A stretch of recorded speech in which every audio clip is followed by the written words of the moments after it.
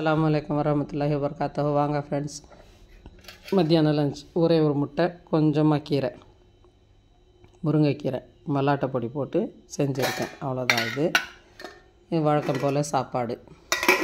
பாருங்கள், தக்காளி சட்னி, இது என் ஸ்டைலில் செஞ்சுருக்கேன். இது ஒரு நாளைக்கு செய்கிறத நான் போடுறேன். அப்போது நீங்களும் அதேமாரி செஞ்சு பார்த்து செஞ்சீங்க. ஏற்கனவே போட்டிருக்கேன் தக்காளி தொக்கு செய்கிறது எப்படின்னு பாருங்கள். இது எப்படி செய்கிறதுன்னு செஞ்சே காமிச்சிருக்கேன். வெங்காயம் எல்லாம் இல்லாமல், வெங்காயம் பூண்டு எல்லாம் இல்லாமல் செய்கிறது நீங்கள் பாருங்கள். அந்த வீடியோ பார்த்துட்டு இதேமாரி செஞ்சு வச்சுக்கோங்க. வச்சுக்கிட்டு பசங்களுக்கு அர்ஜென்ட்டுக்கு சாதம் வடித்தோமா, இது போட்டோமா, கொஞ்சம் நல்லெண்ணெய் ஊற்றி கிளறி பிள்ளைங்களுக்கு ஒரு முட்டை அவிச்சு வச்சு பசங்களுக்கு கொடுத்துடலாம்.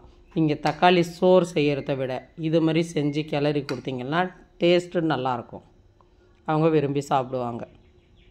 நீங்களும் அதேமாரி செஞ்சு கொடுங்க.